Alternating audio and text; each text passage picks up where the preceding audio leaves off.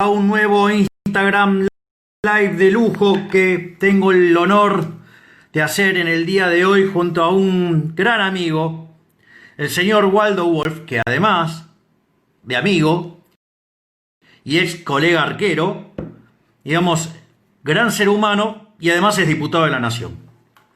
O sea, para mí, digamos, es un placer, digamos, y es muy importante poder invitarlo a Waldo porque frente al atropello que está tratando de perpetrar el Poder Ejecutivo frente a las libertades individuales, fue el primero que sacó la cabeza y fue el primero que empezó a dar la batalla. Por lo tanto, me parece sumamente importante que charlemos con alguien que está dando la pelea por las ideas correctas. Lo primero que voy a hacer es una pequeña editorial hasta que, digamos, veamos qué pasa, que entre Waldo en la transmisión. Y lo primero que quiero que entendamos es que el caso de Vicentín no debería ser leído pura y exclusivamente desde la lógica de Vicentín, porque esa es la trampa. Es decir, particularizar la situación. Lo que hay que entender acá es que estamos frente a un problema muchísimo más grande. Estamos en una situación de un ataque sistemático contra los derechos de propiedad. Hay un avasallamiento, hay una supresión sistemática de la propiedad privada. ¿Y por qué esto es importante? ¿Por qué es importante entender la lógica de Vicentín en el agregado y no en el caso puntual? Porque existe un ataque sistemático contra la propiedad privada. Y ese ataque sistemático, acorde al Tratado de Roma, después de la Segunda Guerra Mundial, ¿sí? Cuando se va por los derechos de tercera generación, eso está muy bien explicado en el nuevo libro de el doctor Ricardo Manuel Rojas, una obra de arte, recomiendo fuertemente, que además lo escribió con una economista venezolana explicando el caso venezolano, cómo, digamos, hubo un ataque sistemático a la propiedad privada y terminó con lo que es Venezuela. ¿Por qué, digamos, esto constituye, este ataque sistemático contra la propiedad privada, un delito de lesa humanidad? Concretamente, los liberales reconocemos tres tipos de derechos: el derecho a la vida, el derecho a la propiedad y el derecho a la libertad. Naturalmente, sin el derecho a la vida, digamos, los otros dos derechos no existen. Entonces, el punto es, ¿por qué el ataque sistemático sobre la propiedad privada constituye un delito de lesa humanidad? ¿Por qué? Porque cuando ustedes están siendo atacados en la propiedad, si ese ataque sobre la propiedad es lo suficientemente profundo como para dejarlo sin medio de sustentación, ustedes se van a enfrentar a dos situaciones. Por un lado, resistirse al accionar del Estado y como consecuencia de ello, morir de hambre. Es decir, que en el fondo el Estado los está asesinando, empujándolos al hambre. Es decir, eso es un asesinato premeditado desde el Estado, a punto tal de quitarle la comida. A ver, fíjense el caso de Venezuela. El caso de Venezuela, sí, hay un puente en el cual le dejaban alimentos para que los venezolanos, que en promedio han perdido 10 kilos, pudieran alimentarse. Sin embargo, el gobierno de Maduro, ¿qué hizo? Lo bloqueó. O sea, hay un plan sistemático. Y la otra alternativa es que ustedes se conviertan entonces en esclavos del gobierno. Entonces la esclavitud también es un delito de lesa humanidad. Hipótesis que hoy se ve reconfirmada con el nuevo grupo de intelectuales del gobierno que, digamos, es la vieja carta abierta más Zaffaroni, proponiendo avanzar hacia el comunismo. Entonces, fíjense, digamos, esto ya, digamos, es algo más profundo que el solo caso de Vicentín. ¿Por qué? Ejemplo, miremos la cuarentena. La cuarentena, digamos, no solo está cercenando nuestra libertad de transitar, sino que además está cercenando el uso de la propiedad privada. Es decir, si ustedes son una empresa, ustedes no pueden operar, ustedes no pueden producir. El Estado unilateralmente determinó que sus ingresos sean cero. Al ser sus ingresos cero, además el Estado los obliga a pagar impuestos. Es decir, como dijo Alberto Fernández, no, la nuestra no se toca. Lo menciono porque el primero que atacó a esa situación fue el diputado Waldo Wolf. Y obviamente que le cayeron con toda la violencia y le dijeron un montón de cosas. Pero no solo eso, además obligaron a mantener la cantidad de empleados y mantener los salarios, es decir, mantener la nómina salarial. De esa manera se genera un estrés financiero muy fuerte sobre una empresa. Supongan que una empresa, no sé, tiene un margen de 10% neto de impuestos. O sea, ustedes tienen 100 de ingresos, le quedan 10. Imagínense que les hacen cero los ingresos. ¿Cómo pagan los 90 de costo? No los pueden pagar. Entonces les generan un desbalance financiero que dejan a la empresa al borde del colapso. Una vez que hacen eso, ustedes empiezan a comer el capital, pero llega un momento que si se agotan el capital no pueden hacer más nada. En ese contexto, que ya no pueden hacer más nada, ¿qué es lo que hace el gobierno? Una vez que te rompió las piernas, te ofrece las muletas. Entonces dice, bueno, acá te voy a prestar plata, pero no te dice las condiciones. En cambio, una vez que ya te dio la plata, ahora te dice que te va a expropiar las acciones porque van a ir contra las tenencias accionarias. Entonces, ¿qué es lo que pasa?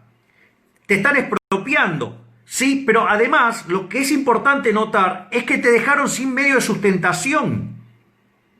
Y ahora, digamos, entonces, o entregás tu empresa porque te cambiaron las condiciones de juego en el medio, o alternativamente vas a la quiebra y no tenés con qué vivir, no tenés con qué comer. Y esto es un plan sistemático. Esto digo, a ver, ayer, frente a las manifestaciones en contra del avance sobre Vicentín, ¿cómo responde el gobierno? Ahora, más cuarentena, más encierro, más quiebras. 15.000 empresas cerraron en el mes de abril.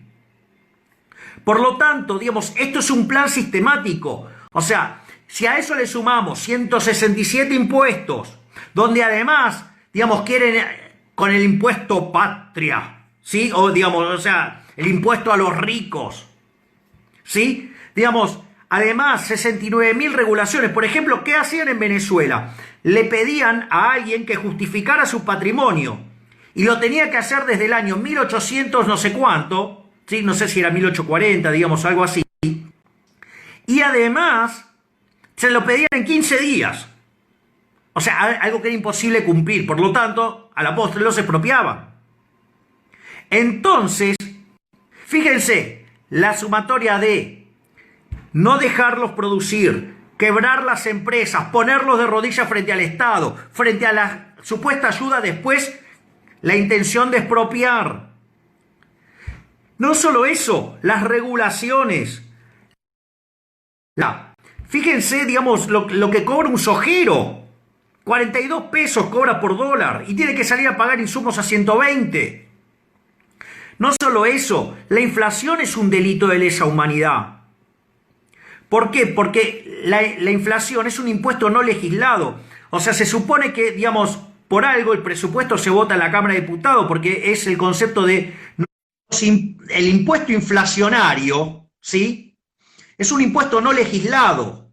Pero además, si ustedes se quedaran en pesos, ¿sí? Van a tener patrimonial que de vuelta va contra su base de sustentación y por ende, digamos, quiebran y por ende se empobrecen. Por lo tanto, constituye un delito de lesa humanidad. Es tremendo. Y además, como si todo esto fuera poco, les ponen controles de capitales. ¿Para qué? Para que ustedes no puedan esquivar el impuesto inflacionario. O sea, ¿acaso ustedes no pueden decidir en qué, si se ganan la plata honesta, no pueden decidir en qué gastarla? Una locura. Entonces, digo, me parece que esto es una acción sistemática, y esa acción sistemática contra los derechos de propiedad constituye un delito de lesa humanidad. Y además, estos hijos de puta, digamos, que están en el gobierno, no solo no dejan operar el Congreso, tienen cerrada la justicia. Es autoritarismo puro. Y bueno, nada, ahí me desahogué y acaba de entrar mi amigo, sobre todas las cosas, mi amigo, Waldo Wolf, que accidentalmente es diputado de la Nación, pero que también accidentalmente era arquero de Atlanta. Y tenemos una relación maravillosa, de mucho respeto, de mucho afecto, y quiero valorar las agallas de este hombre. Porque el primero que levantó la cabeza ante todos estos quilombos es el señor que ustedes tienen ahí en cámara.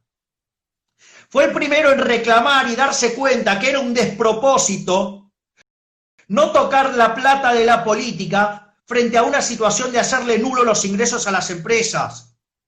Fue el primero que sacó la cabeza con este quilombo de Vicentín. Es muy interesante, yo ayer estaba, digamos, en lo de Majul, y fue lindo porque en un momento Majul le dice, bueno, sos vos, Waldo, y 5 más, son 6. Y Waldo le dice, no, bueno, ahora somos 20. Digo, pero el que lideró eso es el señor que ustedes tienen en cámara. Ese señor, digamos, está poniendo las pelotas en la morsa por nosotros. Y eso te lo quiero agradecer, Waldo. Gracias por tus palabras. Hay mucha gente viendo. Por empezar, el tema humano. Nos conocimos a través de la gestión, en los canales, y siempre hablando entre bambalinas. Conocí a un tipo que me parece es un ser, por sobre todas las cosas, noble, y decís lo que pensás, y yo respeto tus formas, que son disruptivas, atrevidas, y las entiendo, y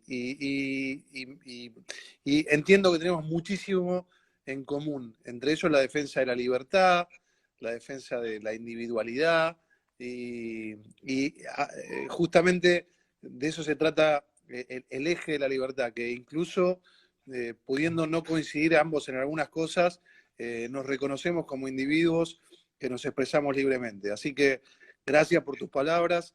Yo hice lo que tengo que hacer. La verdad que yo juré por la... Bueno, vos sabés que en Argentina hacer lo que...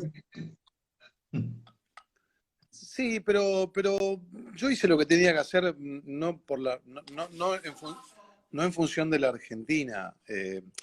Uno no es por el país, uno es por un montón de cosas. Y yo me formé de tal manera que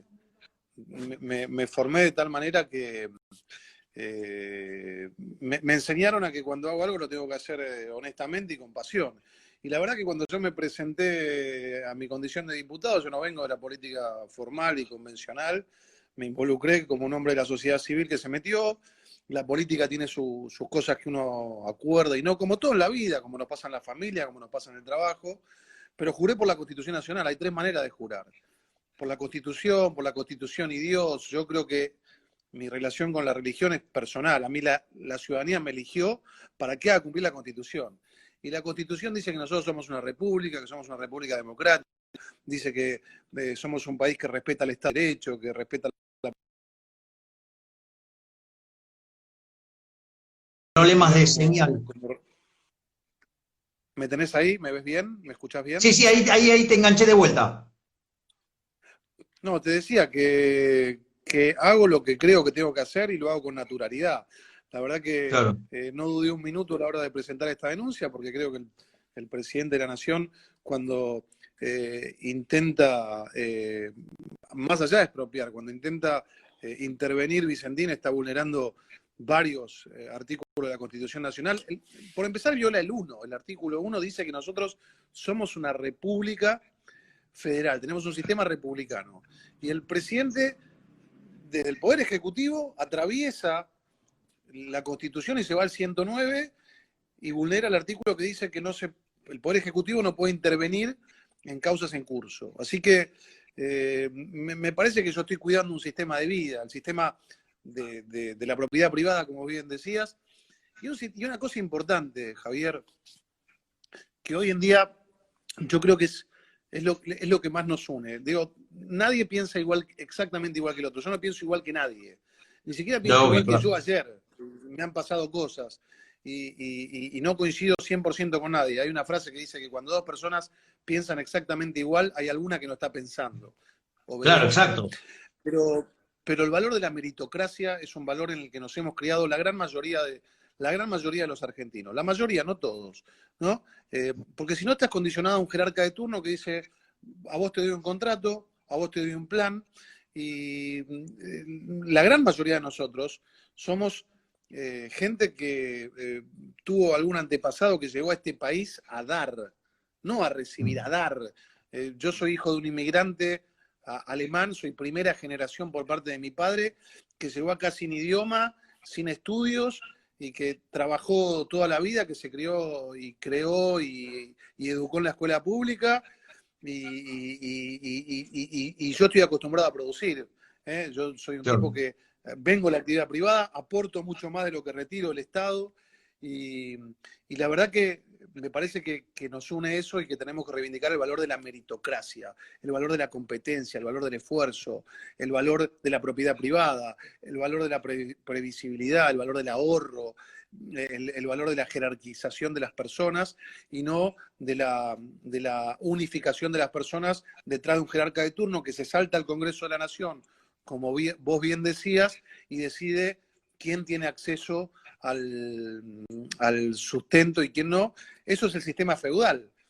Volvimos a antes de la Revolución Francesa. En la Revolución Francesa se establecen los congresos para que represente a la gente y le ponga coto al soberano. Acá te lo anulan, nos anulan el Congreso, nos mojan la oreja. El presidente de la Nación dice, acá hay dos tipos de políticos, los que gestionan y los que tuitean. Y claro, campeón, si me cerraste el Congreso, si te vas a hacer campaña a Formosa y abrazás a Infran y decís que es un ejemplo, un señor feudal que está hace 33 años, 25 como gobernador y 8 como vicegobernador, tiene 69% de empleados públicos y una de las empresas, sí, es su empresa, una de las provincias más postergadas de la Argentina, claro, es una empresa, una de las provincias más postergadas de la Argentina y a nosotros nos encierra y no nos permite ejercer la representatividad del pueblo. Así que encantado Ahora, de estar yo te hago una pregunta, Waldo, porque, digo, porque a mí me parece que vos ya dejaste claro, digamos, por todos los lados donde está violando la Constitución Alberto Fernández, ya sea desde el artículo 1, el 109, el 17, digamos, o sea, es una aberración lo que está haciendo, es un acto autoritario, digamos, frente al reclamo de la gente contesta con más cuarentena. Entonces, por ejemplo, a ver, ¿cómo ves vos el tema de la cuarentena? Yo te voy a dar mi opinión y vos después, o sea, me decís lo que se te da la gana, o sea, digo, porque esto es así, es abierto. Yo sabés la sensación que tengo, Waldo, que esto es una aberración, y voy a explicar por qué.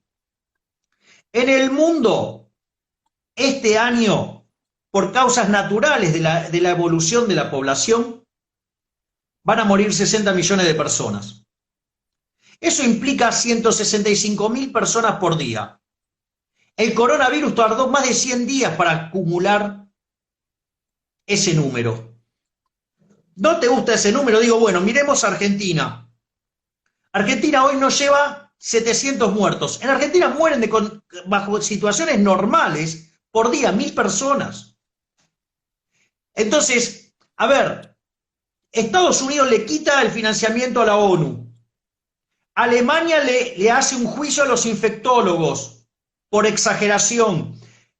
Tanto el caso de Estados Unidos, Francia, Inglaterra y Alemania e Italia van a demandar a China por, digamos, por esparcir el virus, pero además, o sea, por ocultarlo, por los daños que han causado. Pero el punto es, nos amenazaron con algo parecido a la peste española, que eso sería equivalente a que murieran 400.000 personas en el mundo por día.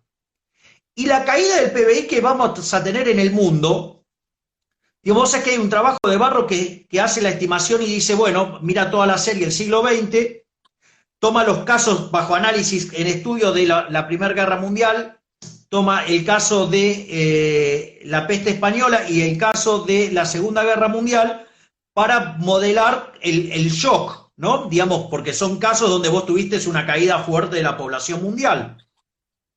Y en cuánto eso impactaría en el PBI si vos, digamos, tenés algo equivalente a la peste española.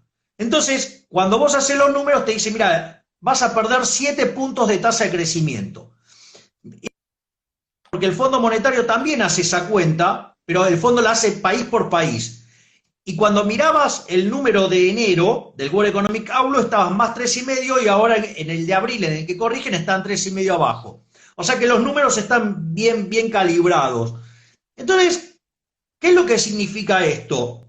Que vos, como consecuencia de haber tomado un modelo de cuarentena como para enfrentar a la peste española, vos estás perdiendo 7 puntos del PBI de crecimiento, estás mandando a la pobreza extrema a 770 millones de personas, y eso va a tener como correlato la muerte de 27 millones de personas por hambre.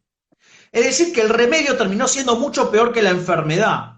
Entonces, digo, si en todo el mundo se están dando cuenta de eso, ¿cómo es que a nosotros, que nos hicieron la cuarentena más larga del mundo, la cuarentena más dura del mundo, ¿sí? Nos vengan a decir ahora, justo después de que la gente se quejó, que nos extienden la cuarentena, que nos vuelven a fase 1? No sé cómo la ves vos, Waldo, por favor. No, primero que siempre es un placer escuchar tu solidez argumental.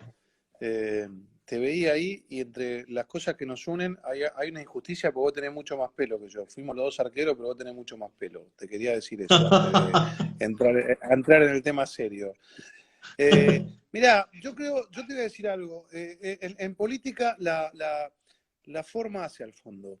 El presidente de la Nación ha mostrado un desprecio por la meritocracia y por la propiedad privada, porque yo podría incluso entender esta visión de cuidar la vida con costo económico si el presidente reivindicaría el lugar de los independientes, de los que producen, de los cuentapropistas, de los monotributistas categoría 6D. Lo he dicho en múltiples ocasiones, fui uno de los que propuso el proyecto para que se le baje el ingreso a todos los empleados del Estado, no solamente a los del Poder Legislativo, a los del Poder Ejecutivo y al Poder Judicial, y vos sabés que me trataron de antipolítica. Fui el que propuse congelar las dietas cuando el 6 de diciembre se le congelaron los sueldos a los jubilados. Ahora,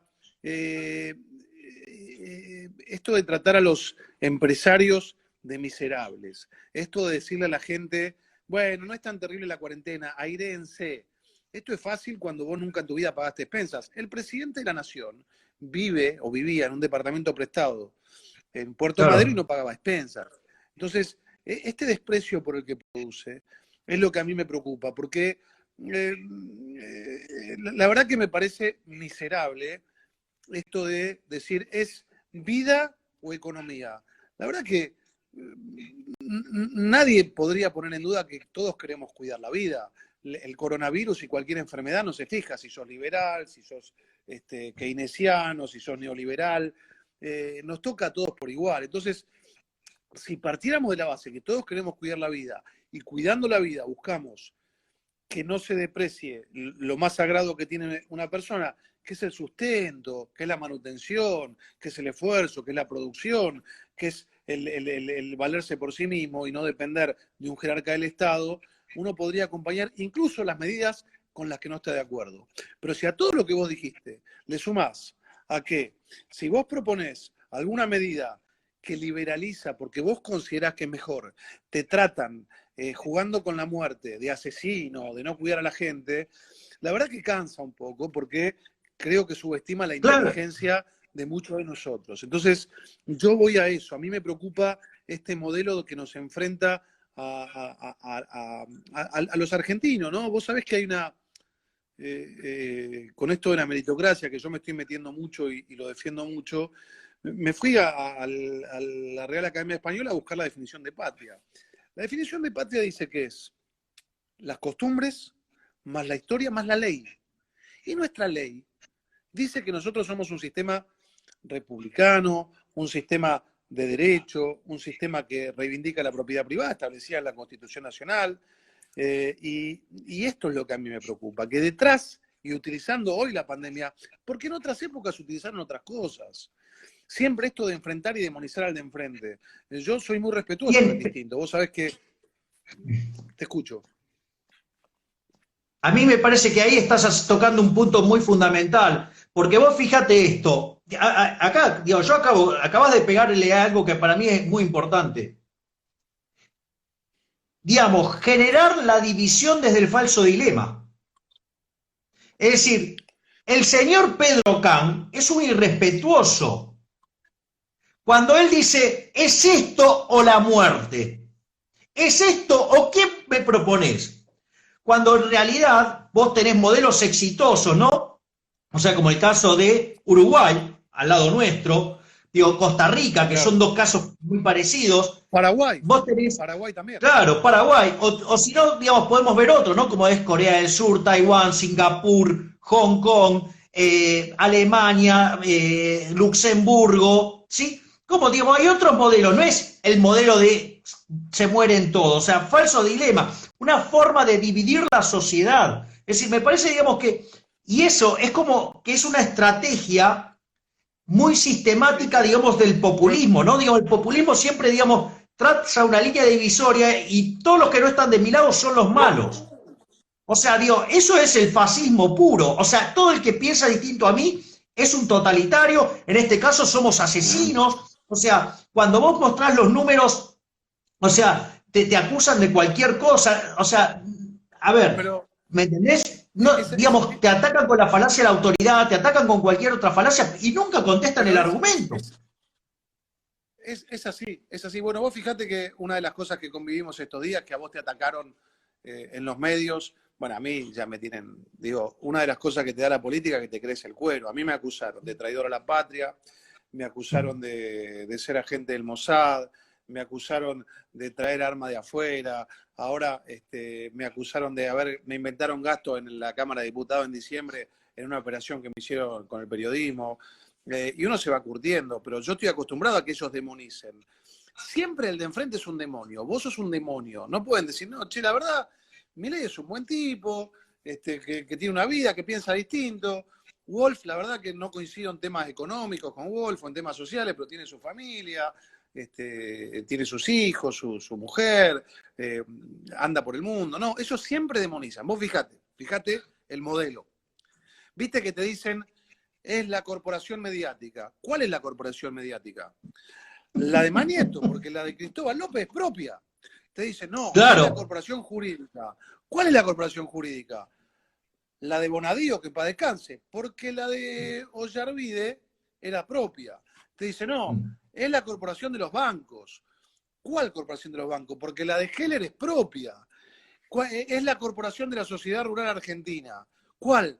La de los terratenientes de la Sociedad Rural. Porque Lázaro Báez, que tenía 22 veces la superficie de la capital federal, es propio. Entonces, siempre ellos tienen que demonizar sin ningún criterio, ¿no? Porque no hay un criterio. Es defiendo a los míos e invento que el otro es un demonio. Hay que expropiar Vicentín porque debe plata. Cristóbal López debía 8.000 millones de pesos utilizando los aportes patronales para comprar empresas estatales y quedarse con ellas. Entonces, siempre tienen que demonizar al distinto. Y esto es la antítesis del liberalismo. Vos que sos un liberal, claro, y yo también en muchas cosas soy liberal. Lo primero que hace el liberalismo es reconocer la independencia y el libre pensamiento y la individualidad de las personas. No tenemos que pensar todos igual. Eso es uno de los valores de la libertad. Pero es así. Y lo mismo con esto. No te puedes sentar a pensar con ellos y decir, partamos de la base que todos queremos la vida. Bueno, de esa base yo me puedo sentar en una mesa y que me expliquen, no, mira, no conviene abrir por esto. Bueno, lo escucho, lo entiendo. Pero te levantan una pared. ¿Vos viste que hayan llamado a una mesa de concertación con la oposición o con ciertos sectores para ver, bueno, tenemos que cerrar la Argentina? Explícame por qué. Porque si vos me das una explicación válida, yo te apoyo. Pero no, todos por decreto, sí, por orden, y si no estás de acuerdo, sos un promotor de la muerte. Claro, pero ahí, digamos, hay algo muy importante, porque fíjate, de vuelta volvés a dar el clavo perfecto. El falso dilema. El falso dilema. ¿Para qué? Para trazar la línea. Porque la realidad es, si yo me tomo el modelo de cuarentena al límite, yo no produzco nada. Si la producción es cero, el consumo es cero, me muero de hambre. Entonces, no sé, no se me muere la gente de coronavirus y se me muere de hambre porque no produjo nada. Por lo tanto, digamos, o sea, ese modelo es insostenible, es el primer punto, digamos, ese modelo, ese argumento es falaz. Hay otro argumento más que también es falaz.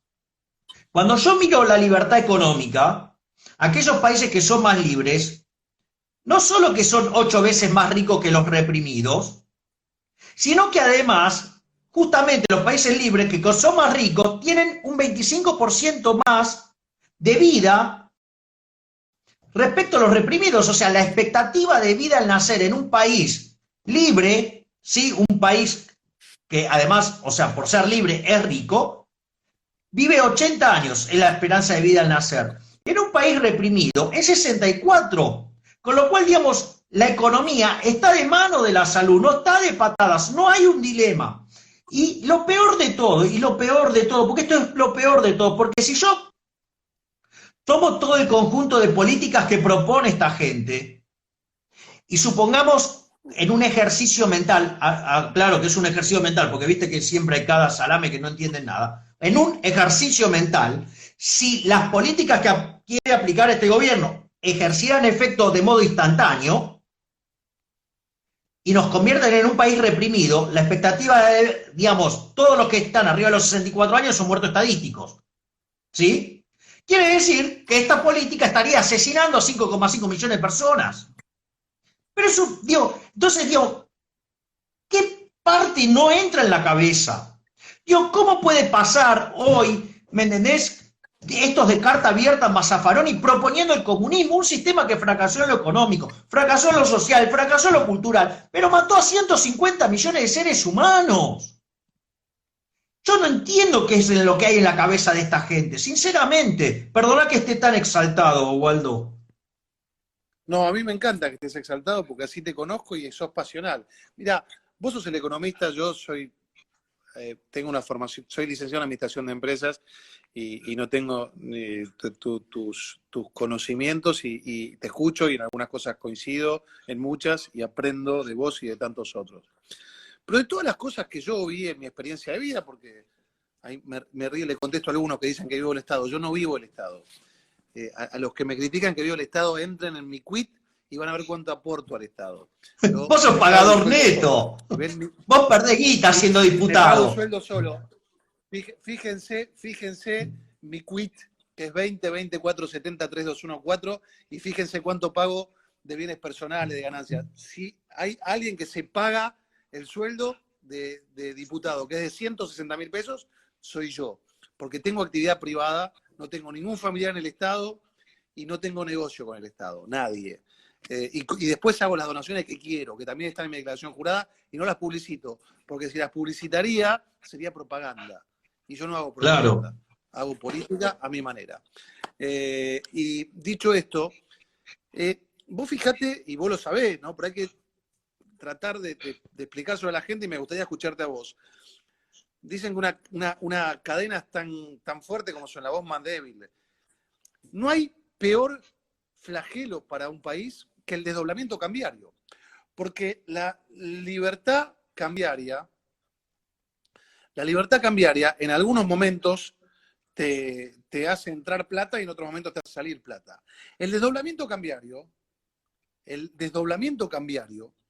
lo único que logra es que se fugue dinero, porque nadie puede traer dinero al país. Si vos heredás hoy $100.000 afuera, te aparece un tío, el tío Milley, John Milley en Estados Unidos, y te deja $100.000. Vos para entrarlo tenés que venderlo a 70 pesos por dólar, no lo vas a hacer. Entonces fomenta claro. Que el país se achique o la marginalidad, porque lo tenés que traer en negro. Entonces, partamos de la base que si no hay libertad cambiaria, este país se asfixia, como se asfixió Venezuela, como se asfixió Cuba. Y esto es lo que hay que hacerle entender a la gente. Hoy en la Argentina no queda un auto. ¿Vos sabés que no queda un auto importado? porque todos los que tenían guardado $1 fueron, y entre todos los impuestos de todo estamos permitiendo que un tipo se compre un auto a 70 pesos por dólar. Estamos subsidiando los gustos de los ricos. Y empieza la joda de las de Jai otra vez. Así que sí. Me parece sumamente importante transmitir que la libertad, y a veces es difícil ponerla toda junta sobre la mesa, parte de la base del crecimiento, de la independencia y del éxito y del fracaso, ¿no? Mira, a mí me parece que vos has ido a un punto también medular. Yo, digamos, en la editorial o el preliminar de tu ingreso al video, yo mencioné esto.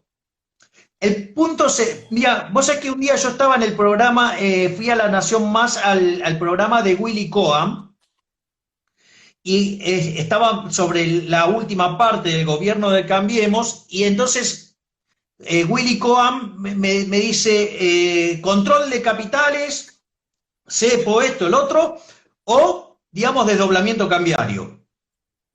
Y yo le digo, ninguna de las dos. Me dice, no, bueno, esto es, digamos, como el avión, pasta o pollo. No, pasta o pollo no. No es pasta o pollo.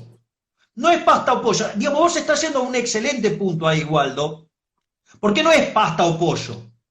Pero para entender que no es pasta o pollo, hay que ir sobre los valores morales detrás de la medida.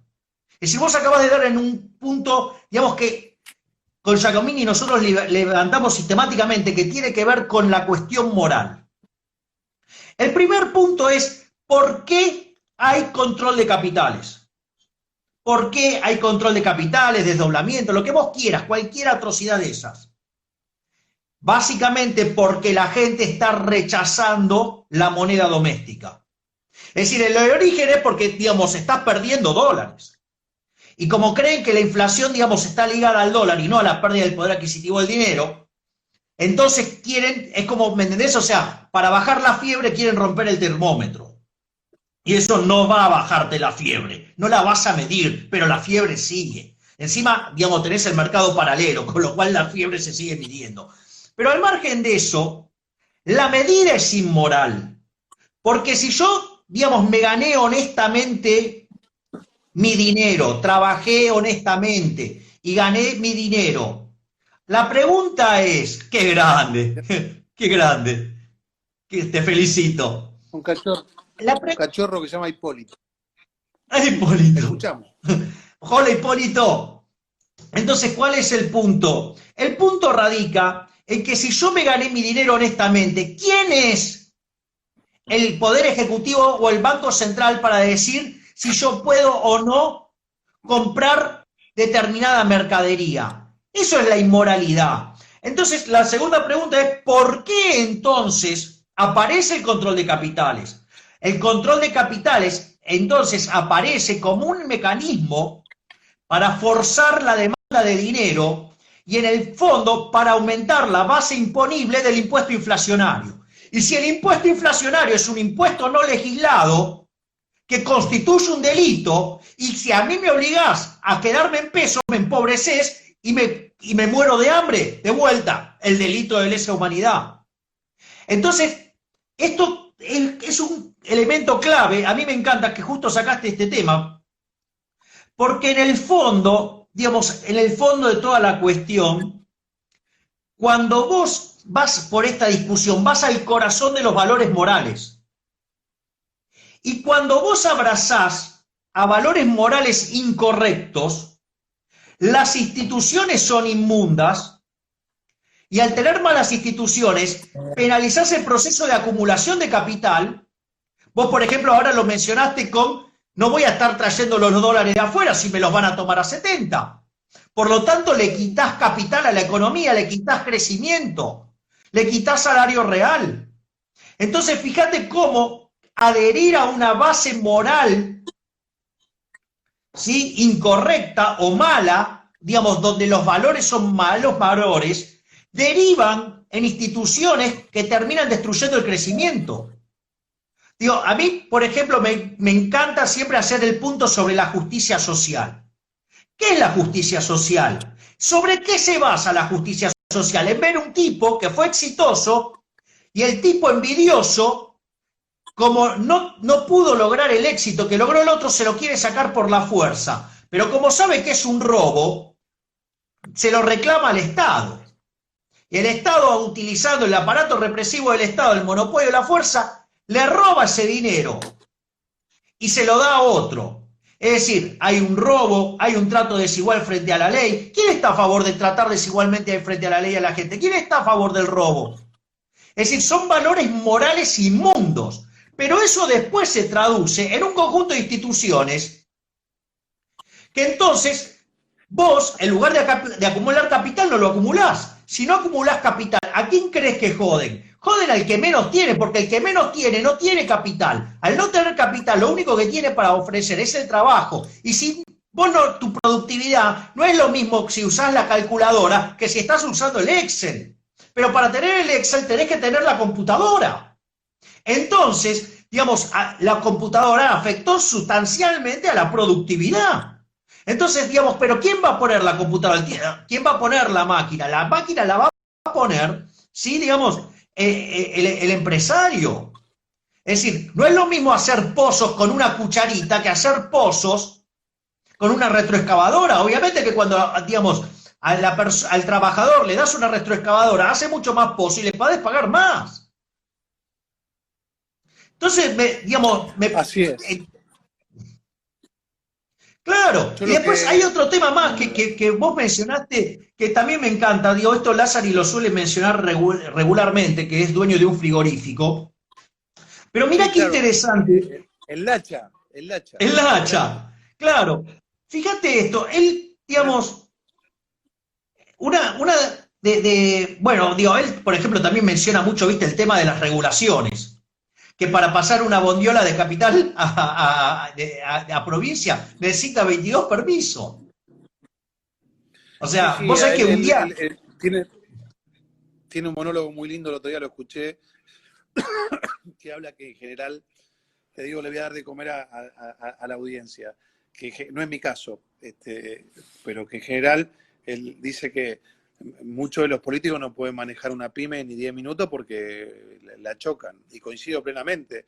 Muchos, no todos, a mí no me Pero escúchame, Waldo, a ver. Bolsa, pero hay muchos. Pero estoy de acuerdo con lo que decís, digamos, a ver, la señora Fernanda Vallejo dio un papelón en el programa de Diego Sheikman. Cuando Diego le dice, bueno, ¿qué produce Vicentín? ¿Cómo es que vas a asegurar la soberanía alimentaria, digamos, con Vicentín? Es decir, bueno, ¿qué es el argumento? Yo lo dije hoy en todos los canales, que Vicentín produce milanesa, Vicentín produce dólares. Vicentín produce dólares porque exporta soja.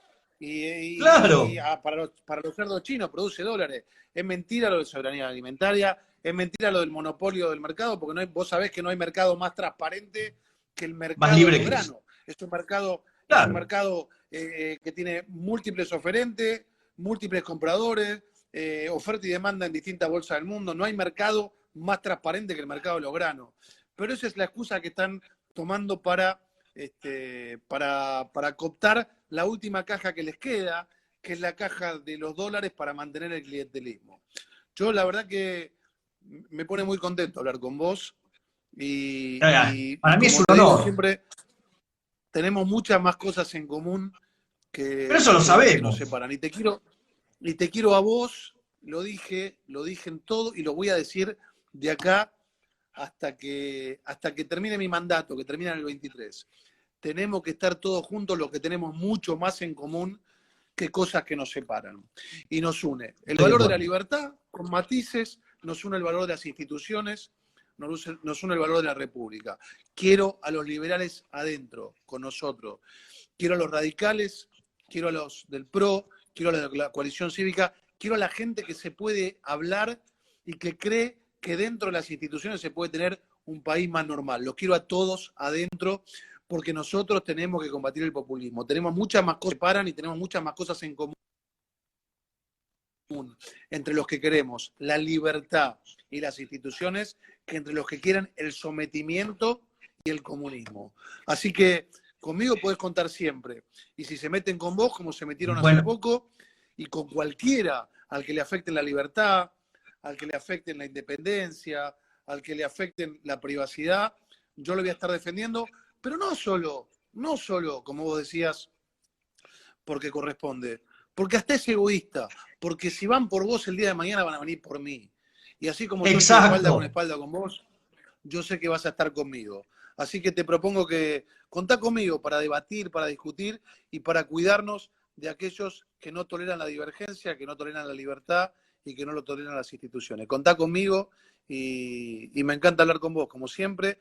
Y te propongo que cuando termine esta cuareterna, lo antes posible, hagamos un asado. Voy a invitar yo y vamos a hacer un vivo compartiendo una comida como se compartía antes, ¿no? Parece que fue hace mucho, claro, pero va a volver, va a volver. Sí, digamos, me encanta el mensaje que transmitís, Waldo. Digo, yo estoy muy, muy agradecido también por la defensa que hiciste, en mi caso, frente al escrache. Digamos que, además, qué increíble, ¿no? Porque 19 días antes Leandro Santoro amenazaba por Twitter con algo así, ¿no? Y me parece que estuvo de visitas el día del escrache en C5N casualmente, ¿no? Pero bueno, no importa, esos son detalles, gracias a Dios, o sea, eso se clarificó. Y la realidad es que yo, digamos, creo que también que hay que trabajar en esto de buscar la unión, digamos, y ir, digamos, dar la pelea contra el populismo. El populismo es, digamos, uno de los vicios de la democracia, es el mayor vicio de la democracia, que es lo que se llama la democracia ilimitada. La democracia ilimitada es una locura, porque en realidad, ¿me entendés? En un grupo de 6, 5 se ponen de acuerdo, entonces matan a uno. Ah, sí, fue democrático. No funciona así. Es decir, la democracia que funciona bien es una democracia que respeta al individuo. No hay que confundir lo siguiente, mirá. Sin elecciones no hay democracia, pero con elecciones solo no alcanza la democracia. Claro. Lo legal no siempre es legítimo. Exactamente. Que se pongan de acuerdo muchos para sacar una ley no quiere decir que la ley sea legítima. No quiero dar ejemplo porque después me acusan de utilizar... hay tiranías que han utilizado la ley para matar gente. Así que... Exactamente. Coincido plenamente con vos. Ahí la gente pide un vivo entre Milei y Patricia Bullrich. ¿Te animás? Lo gestiono. ¿Te animás? Bueno, digo, lo podríamos hacer, yo no tengo problema. Vos sabés que, digamos, yo hablo, digamos, abiertamente y regularmente, digamos, con las personas de bien. Así que en ese sentido, yo creo que en este momento hay algunas personas que en el gobierno anterior hicieron una buena gestión y le están tirando con todo. Me parece que es muy valiente la defensa que está haciendo Bullrich de Patricia de lo que fue su gestión. Digo, que me parece que es correcto que muestre la realidad. Yo de vuelta, en ese sentido, vos me conocés a mí bien y vos sabés que soy un tipo, si bien soy duro en el debate, digo, soy un tipo con el cual se puede hablar, o sea, digamos, pero claro, pero para hablar, digamos, hay que hacerlo con respeto, y es algo que en Argentina se perdió hace mucho, ¿no? Vos sos un tierno y sos pasional, y el que te conoce sabe que sos pasional y que como te pasás un poco de la raza es por la pasión que le pones, pero yo conozco tus valores, así que nada, seguimos en contacto, me encantó conversar con vos. Y nada, espalda con espalda. Cuando necesite defender la libertad, chiflame que voy a estar ahí con vos. Dale. Dale, Waldo, para mí es una alegría enorme haber tenido este diálogo contigo. Te agradezco mucho tu tiempo porque sé que estás recontra tironeado y que te hayas, digamos, puesto, digamos, para dar esta charla. Te lo agradezco infinitamente. Y también, digamos, a mí me gustaba, digamos, que la gente conociera otra faceta de un tipazo como es el señor Waldo Wolf, que es mi amigo, que además es diputado. Así es. Te mando un abrazo mi grande. amigo Javier Milei. Te mando un abrazo gigante Y gracias, te quiero. Gracias, Waldo. Chau, chau. Gracias, Waldo, chau, querido. Chau, chau. Gracias. Chau, chau. Bueno, estimados amigos, ha pasado otro vivo, otro Instagram, desde mi punto de vista, un Instagram de colección. Me parecía importante que conozcan, digamos, personas que valen la pena. O sea, Waldo es un tipo que vale la pena, o sea, es un tipo honesto, es un tipo, digamos, que siempre se rompió el lomo laburando y que cuando aparecen los excesos, el tipo va y saca la cara. Por hacer eso, por ser honesto, por ir de frente, por eso cada 2 por 3, digamos, le arman operetas como nos arman a todos los que somos críticos. ¿Por qué? Porque este sistema es un sistema, digamos, muy perverso, donde cuando las personas denuncian los excesos, manejan un montón de resortes para ensuciar a la gente.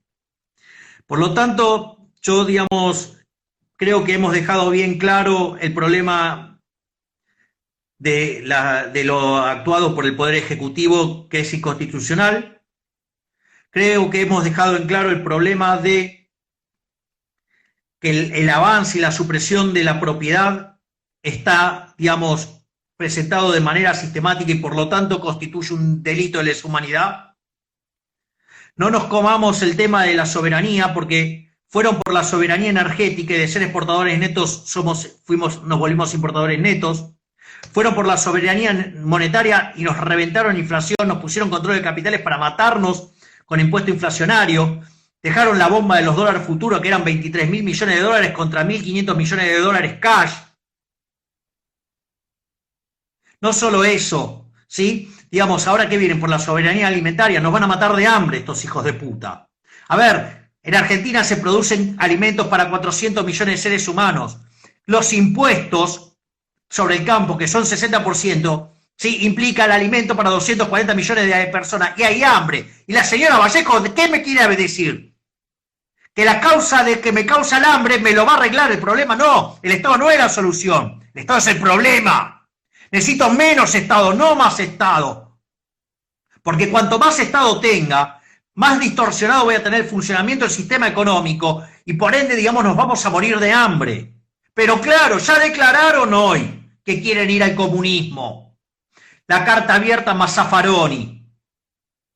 Creo que se llama Con Argentina, algo así. O sea, declararon abiertamente que la intención es ir hacia el comunismo. Es decir, no quieren ir a Venezuela, van al comunismo. El otro día, la basura esa de mierda de Grabois, ¿sí? En Intratable, que le dieron un mano a mano a ese pedazo de mierda, decía, bueno, nosotros no queremos ir a Venezuela. ¿Cómo alguien va a querer ir a Venezuela si en realidad eso es un desastre? Claro, digamos, el país con más petróleo, más reservas petroleras del mundo no tiene combustible hoy.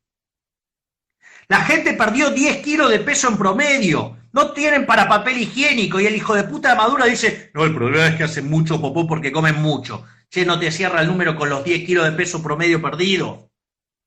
¿Se dan cuenta? Entonces, esta gente va por más. Vicentín es una más.